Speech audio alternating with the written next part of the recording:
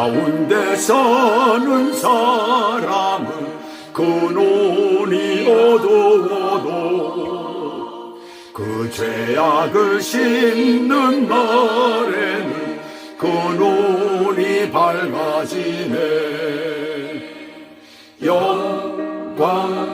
영광의 주, 영광의 주, 밝은 그 빛 내게 빛이었네.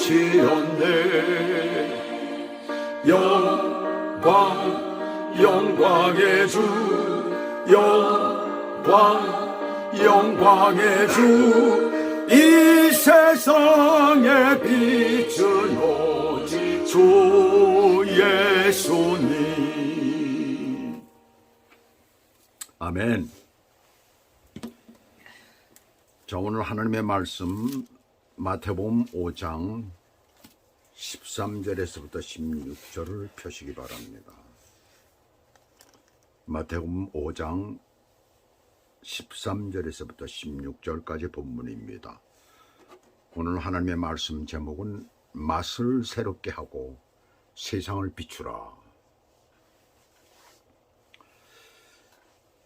요즘 세상에 한국이나 미국에서 대기업의 직원으로 들어간다는 것은 젊은이들에게는 아주 큰 축복입니다. 연봉도 많고 복지 혜택도 최상급이니까요. 물론 본인이 그동안에 열심히 공부해서 일한 그런 결과이지만 가족을 비롯한 주변에서 모두 축하해 줍니다. 오죽하면 꿈의 직장이라고까지 말을 할 거예요. 특별히 한국에서는 더 그렇죠.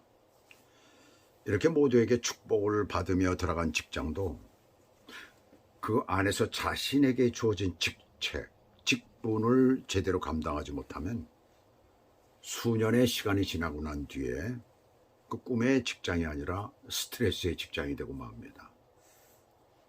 우리가 축복이라고 생각하는 결혼도 그렇고 우리가 축복이라고 생각하는 아이를 낳는 것도 마찬가지입니다. 그 아이에 대한 의무와 책임을 다하지 못할 때 엄청난 문제가 생기고 스트레스가 되는 것이죠. 오죽하면 자기가 낳은 자식을 갖다 죽이는 일들이, 그 끔찍한 일들이 얼마나 많이 일어나고 있습니까? 자, 지난 시간까지 예수님께서는 팔복을 통하여서 그리스도인에게 축복을 우리에게 말씀을 하셨어요. 그리고 그 다음은 축복을 받은 우리에게 주어질 직분이 지금 나오고 있습니다. 팔복에서 받을 축복을 스스로 터득하고 만들어가는 것이라면 직분에 관한 것은 내가 다른 사람에게 대한 것입니다. 또한 이것은 어떤 특정인에게만 주어지는 것이 아니라 그리스도인이라 칭함받는 모든 성도들에게 주어지는 것이에요. 나는 직분이 없어요 라고 하지 말라는 거예요. 왜냐하면 그리스도인 모두에게 주어지는 것이니까. 오늘 보시면 예수님은 직분을 말씀하시면서 두 가지를 말씀하고 계세요. 바로 그것은 소금과 빛입니다. 자, 13절 봅시다. 너희는 세상의 소금이니 그랬어요. 이 세상의 소금이라는 말은 영어 성경을 보니까 salt of the earth라고 그랬어요. 문자적으로 땅의 소금이죠. 물론 원어상에도 그렇습니다. 세상보다는 좁은 의미예요. 세상이라고 우리가 말을 할 때는 땅도 들어가고 바다도 들어가고 하늘도 들어가고 또 거기에 살고 있는 뭐 새들도 들어가고 다른 동물들도 들어가고 또 식물들도 들어가고 사람도 들어가고 모든 것들이 다 들어가지요. 그렇다면 왜 땅의 소금이라고 했을까? 바다의 소금이라고 하면 안 됐을까?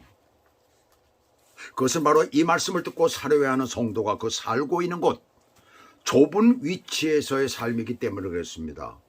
발을 붙이고 사는 곳이기 때문에 그렇습니다. 그래서 땅의 소금이라고 하신 것이에요. 그리고 소금은 굉장히 수동적이죠. 어떤 것에 들어가서 그 안에서 무엇인가가 이루어지기 때문에 그렇습니다. 그것은 특성을 통해서 우리가 알 수가 있습니다. 그래서 소금은 그리스어로 할라스라고 하는데 고대 종교 사회에서는 인내와 가치의 상징으로서 중요한 것이었어요. 예를 들면은 우리가 출애굽기 30장 35절에 보시게 되면 향을 만들 때에 소금을 쳐서 성결하게 했어요. 또 레위기 2장 13절에 보시면 내 모든 소재물에 소금을 치라 라고 하시면서 모든 예물에도 소금을 드리라고 했어요. 그 소금은 또한 언약의 소금이라는 것입니다. 그래서 번제를 드릴 때에도 번제물에 반드시 소금을 쳤던 것이에요. 민수기서에서는 18장에 보시면 소금 언약이라고 했습니다. 소금은 어떤 물질을 오래 견디게 할 뿐만 아니라 곧 그 가치를 의미하고 있는 것이에요. 이러한 구약에서의 소금의 제사에서 사용은 지금은 없어진 것입니다. 대신 그 쓰임이 좀 더 현실적, 신앙적으로 발전을 했어요. 그래서 우리가 마가복음 9장 49절을 보시게 되면 죄 지은 자들이 장차 가게 될 지옥을 설명하는데 거기에서는 구더기도 죽지 않고 불도 꺼지지 아니하는데 사람마다 소금 치듯 함을 받으리라 라고 말씀을 합니다. 굉장히 어려운 그러한 문구예요. 여기 해석이 여러 가지로 나오고 있는데 저는 저 나름대로 해석을 했습니다. 이 소금 치듯하게 그러한 일들을 당한다라고 하는 것은 굉장히 그 고통이 심하다는 것을 우리에게 말해주고 있잖아요. 소금이 불에 들어가게 되면 어떻게 돼요? 막 툭툭 튀잖아요. 소금은 썩는 역할을 하고 그것을 방지하는 역할을 하고 불은 썩은 것을 태워서 없애버림으로 그렇게 깨끗하게 한다는 거예요. 그래서 그 전 구절을 보게 되면 범죄한 눈에 대한 것이거든요. 그래서 범죄한 내 눈으로 인하여서 이 땅에서 무사하게 네가 지옥까지 간다고 해도 지옥에서는 그보다 더한 소금과 불로 정결케 하는 일이 사람마다 일어날 것이라는 겁니다. 그래서 이 말씀을 보면서 지옥에서의 불로서 심판을 받는다는 것은 그가 지은 죄 때문에 불로 정결케 하기 위한 그런 심판이로구나, 그런 벌이로구나 라고 이렇게 생각을 했었어요. 그런데 이 말씀 무엇을 얘기를 하고 있느냐 하면은 그 말을 하는 게 아니라 소금은 자신을 희생하면서까지 이 땅에서 그 역할을 충실히 해야 함을 말씀하고 있습니다. 갈 수 없는 지옥까지 가야 할 정도로 자신을 희생하면서 이 땅에서 그 역할을 해야 된다는 것을 말하고 있는 거예요. 소금이 어떻게 지옥까지 따라갑니까? 그렇지 않잖아요. 그런데 지옥까지 따라가서 그 죄를 정결케 할 정도로 이 땅에서 그 사명이 있다는 것을 말해주고 있는 거예요. 그 역할을 감당해야 함을 우리들에게 말씀하고 있습니다. 노가 젖어 들어가는 것은 바로 그런 것을 의미하고 있는 것이에요. 마치 예수님께서 십자가에서 흘리신 보혈이 믿는 자들을 마음속에 놓아 들어가 회개하고 그들을 변화시켰을 때 새 사람을 만들었듯이 온 세상에 믿지 않는 자들 가운데 녹아 들어가 저들 한 사람 한 사람을 변화시켜야 하는 것입니다. 이것이 소금으로서의 역할이에요. 예수님께서 손수 먼저 그것을 행하신 것입니다. 온 우주를 만드신 거룩하신 하나님의 말입니다. 이게 가당키나 한 일입니까? 소금은 때로는 부패를 막는 방배제가 되고 맛을 돋구어주는 조미료 역할도 하며 음식 속에 넣어서 간을 알맞게 하는 연합의 역할도 하며 구약시대에는 제물에 소금을 뿌림으로 하나님과의 화목의 뜻으로 또한 인간끼리의 화목의 뜻으로도 사용이 되었었어요. 그리고 언약의 표시로도 병기를 막는 해독제로도 사용이 되었었어요. 그 속에 들어가서 함께 어우러져서 이렇게 할 일이 많은 것이에요. 이렇게 많은 일들을 우리는 이 세상 가운데서 감당해야 하는 것입니다. 그런데 소금이 그 맛을 이름의 무엇으로 짜게 하려? 그 맛을 내야 한다는 거죠. 부패한 세상에서, 악한 세상에서 그 맛을 내야 한다는 거예요. 만약에 그 맛을 잃으면 버려지게 되고 밟힐 뿐이라는 것입니다. 이와 같은 사명이 있는데 왜 나는 사명이 없다고 말을 합니까? 왜 나는 하고 싶지 않다고 말을 합니까? 왜 다른 곳에 눈을 돌립니까? 주님께서는 이렇게 엄청난 직분을 우리에게 주신 것이에요. 그래서 믿는 자들은 하나님 앞에 갈 때까지 그 직분을 감당해야 되는 거예요. 아무리 내가 어렵고 힘든 지경에 지금 있더라도, 내가 병이 들어 죽게 되었을지라도, 얼마 남지 않은 생애를 내가 지금 살고 있다라고 하더라도 우리는 어느 곳에 있든지 그것을 해야 된다는 것을 지금 본문은 우리들에게 말씀해 주고 있습니다. 그것이 우리의 직분이라는 거예요. 오늘 두 번째는 14절에서 16절까지입니다.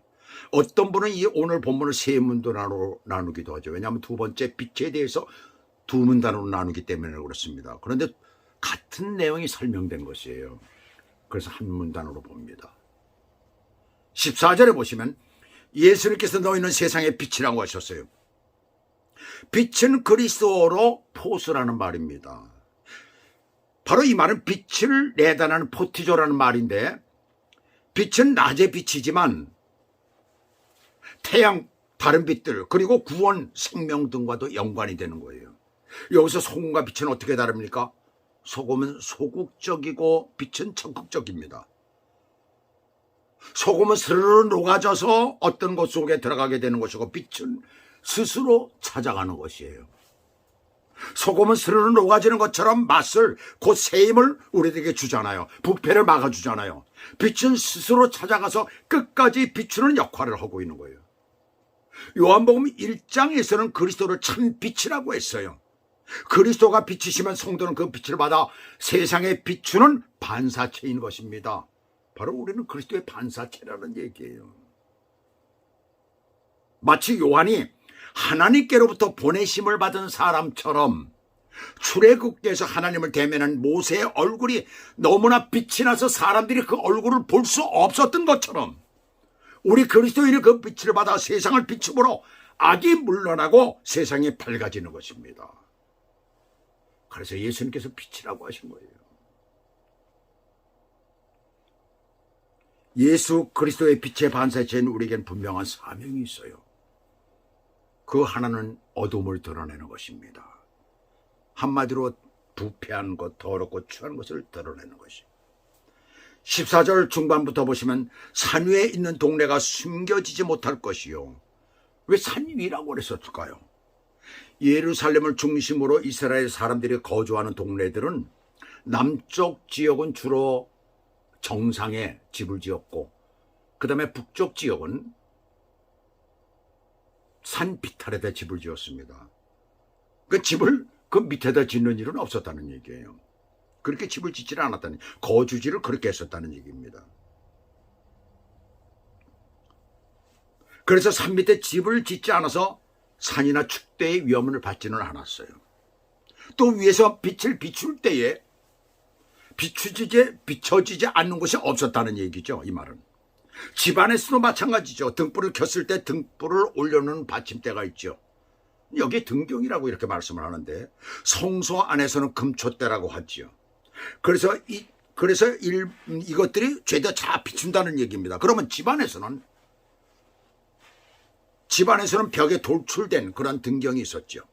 옛날 우리 선조들은 옮길 수 있는 등잔대가 있었습니다. 그래서 그것을 때로는 운목에다 넣기도 하고 아랫목에 넣기도 하고 자기의 필요한 곳에 넣고 거기다 석유 잔을 갖다 올려놔가지고 그래가지고 켜서 이렇게 책을 봤던 그런 때가 있습니다. 저도 아주 어렸을 때는 그 6.25 그 무렵에는 그렇게 했었어요. 그 나중에 이제 그때 무렵에 뭐가 나왔느냐면 램프가 나왔어요. 그래가지고 벽에다가 또 이렇게 놓아가지고선 아주 밝게 그렇게 보기도 하고, 그게 조금 더 발전해가지고 그다음에 초가 나와가지고 초로 봤어요. 그러니까 램프로 해가지고 보는 것하고 그 석유 등잔으로 해놓은 거 보는 것보다도 초로 보는 게 얼마나 환했는지, 그래서 아주 그때는 좀 그게 너무 신기했던 거예요. 나중에 또 중학교 때쯤 되어서나 초등학교 때쯤 되어서나 해가지고 형광등이 나왔는데 나는 그게 너무나 신기해가지고 그 형광등을 말이지 아주 자주 보면서 저걸 좀 어떻게 하나 가질 수 없을까라고 생각했던 적이 있었습니다. 가장 높은 곳, 산의 집에서부터 산의 집까지 다 비춘다는 것은 하나님의 말씀이 집집마다 안 비추는 것이 없어야 함을 우리들에게 가르쳐주고 있는 것입니다. 오늘날은 교회가 그 일을 감당해야 하는 거예요. 그 일을 감당해야 되는 거예요. 교회들이 어떤 자기들의 놀이터가 되어서는 안 되는 거고 즐기는 것이 되어서는 안 되는 것이고 정말 주를 찬양하며 예배를 드리면서 그 다음엔 나아가서 그것을 감당해야 되는 거예요. 너희는 세상의 빛이라고 하셔서 우리가 예수 그리스도의 빛이라고 자부하고 있는 우리에게는 이 말씀이 참 부담이 될 것입니다. 왜요? 오늘 우리는 전도를 하지 않기 때문에 그렇습니다.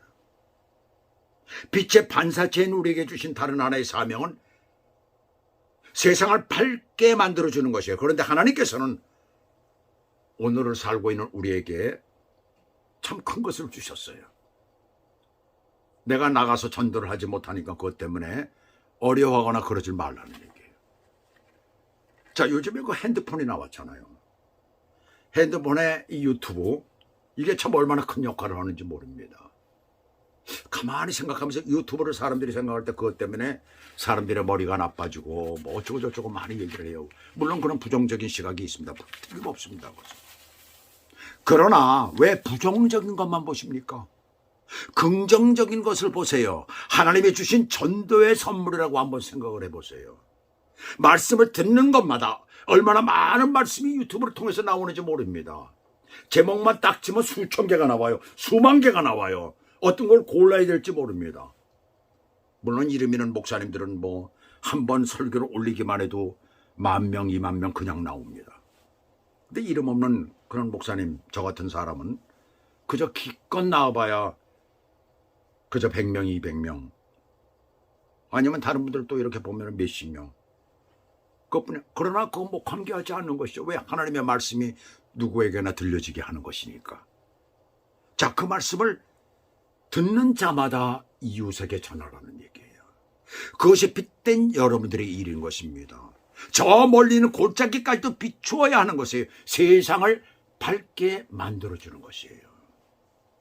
오늘 16절 마지막 보시면 예수 그리스도의 빛의 반사체인 우리에게 주신 사명을 여기서 보겠습니다. 이같이 너희 빛이 사람 앞에 비치게 하여 그들로 너희 착한 행실을 보고 하늘에 계신 너희 아버지께 영광을 돌리게 하라. 착한 행실은 문자적으로 선행을 말합니다. 선행은 우리가 너무나 잘하는 좋은 일, 착한 일이에요. 이 일을 우리는 해야 되는 것이죠. 물론이에요. 근데 그 일을 행할 때 하늘의 아버지께서 좋아하신다고요. 하나님과는 관계가 없는 사람들도 자기를 나타내기 위해서 그 일을 행하는 사람들이 있는데요. 그들도 하나님께 영광을 돌리는 것입니까? 그들은 어떤 형태로든 자신이 한 일입니다. 아무리 그들이 여러 가지로 나는 나타내지 않기 위해서 일을 했다라고 하더라도 결국은 뭐예요? 자신을 위해서 하는 거예요. 그런데 오늘 본문에서는 여기서 아주 중요한 얘기가 나옵니다. 이같이라는 단어가 나와요. 이같이. 이같이는 그 전절을 말하고 있잖아요. 전절은 뭐예요? 등경의 등불이 집안을 환하게 비추는 것이에요. 그와 같이 비치신 그분을 전하는 것, 믿게 하는 것. 먼저 어디부터 하라고요? 집안부터 하라는 거예요. 집안부터 환하게 한 것으로 너의 빛을 사람 앞에 비추게 하라는 것입니다. 빛은 한마디로 예수 그리스도. 예수 그리스도는 요한복음 1장 14절에는 말씀이 육신이 되셨다고 우리에게 말씀하고 있어요. 말씀이신 예수 그리스도로 환하게 비추는 것, 이것이 바로 착한 행실, 바로 선행이라는 것을 우리에게 말씀하고 있는 것입니다. 세상의 어떤 선행보다도 예수 믿게 하는 것, 그것이 바로 하나님이 기뻐하시는 선행인 줄 믿습니다. 이 선행을 받은 자는, 즉 예수 믿게 된 자는 하나님께 영광을 돌리게 되는 것이에요. 그렇지 않아요? 내가 예수 믿게 되었을 때, 처음 예수 믿게 되었을 때 어땠습니까? 너무너무 감사했죠. 내가 하나님의 그 사랑을 받았다는 그것 때문에 얼마나 감사했는지 모릅니다. 맨날 며칠이고 하나님 앞에 눈물을 흘리면서 감사해서 그렇게 하나님 앞에 영광을 돌렸죠. 세상에 어떻게 이런 일이 나한테 일어날 수가 있었을까? 어떻게 참으로 내가 알지도 못하던 거 하나님을 나로 하여금 알게 하시고 그 사랑을 나로 하여금 받게 해주시고 그리고 이렇게 감사가 넘쳐나게 하셨을까? 그 기쁨의 눈물은 이루 말할 수가 없는 것이죠. 말씀을 받는 자들은 그렇습니다. 또 이 착한 행실을 행한 예수 그리스도의 반사체인 우리도 궁극적으로 하나님께 영광을 돌리는 것입니다. 근데 참으로 놀라운 것이 있어요. 예수님께서 두 가지를 말씀하셨잖아요. 너희는 소금이요 빛이라 하고, 이 소금은 마치 성령께서 처음에 우리 안에 들어오셔서 우리 안에 거주하시면서 우리에게 확신을 주시는 것과 같아요. 예수 믿는 순간에 성령께서 우리 안에 들어오시잖아요. 그런데 예전에 우리가 불신 가운데 살던데 그러한 믿음이 성령께서 들어오심으로 말미암아 우리가 확신이 생깁니다. 그리고 빛은 전혀 하나님과는 거리가 멀었던 우리에게 말씀이 그 다음부터 들어오기 시작하잖아요. 그리고 우리를 변화시키고 새롭게 하시고 하나님의 백성으로 이 땅에서 살아가게 해주신다는 얘기입니다. 우리로 하여금 하나님을 바로 알게 하시고 예수 그리스도를 바로 알게 하시는 그런 것과 너무나 같은 것이에요. 지금 이 소금과 빛을 이렇게 볼 때 그렇습니다. 정말 놀라운 일이에요. 왜 예수님께서 소금과 빛이 되라고 하셨는지 참 그 말씀을 통해서 이렇게 이 말씀을 쭉 보면서 그런 생각이 드는 거예요. 아, 그렇구나. 성령과 말씀으로 우리가 하나님의 은혜 가운데 살 때 모든 것이 우리의 삶 가운데 온전케 될 뿐만 아니라 놀라운 하나님 앞에 영광을 돌리는 그런 삶이 되는 것이었구나. 그러므로 그리스도인의 직분의 최종의 목적은 소금이 부패를 막고 맛의 변화를 새롭게 일으키듯이 그 일을 감당하고 또한 예수님께로부터 빛을 받아서 그것으로 사람들을 비추고 그들이 하나님께 영광을 돌리게 하고 빛의 반사체인 나도 주님께 영광을 돌려드리는 것입니다. 이 놀라운 직분의 사명을 기억하시면서 주 안에서 늘 승리하시기를 주 예수 그리스도 이름으로 축복합니다. 기도하시겠습니다. 하나님 아버지, 오늘도 이 귀하고 아름다운 말씀을 통하여서 우리에게 소금, 빛, 이 두 가지가 되라고 하신 이 말씀을 우리가 다시 한번 말씀을 통해서 보면서 우리의 직분이 얼마나 심각하고 얼마나 중요한 것인가를 알게 되고 그것이 하나님께서 이 땅을 우리가 살아가는데 얼마나 큰 역할을 하는 것인가를 다시 한번 깨닫게 됩니다. 하나님 아버지, 이 말씀을 받은 우리가 이 땅에 살아가면서 조금도 게으르지 아니하고 주의를 잘 감당할 수 있도록 우리의 삶의 모든 부분을 주관하시고 인도하시고 하나님께서 능력을 허락하여 주시옵소서. 예수 그리스도 이름으로 감사하며 기도 올려옵나이다. 아멘.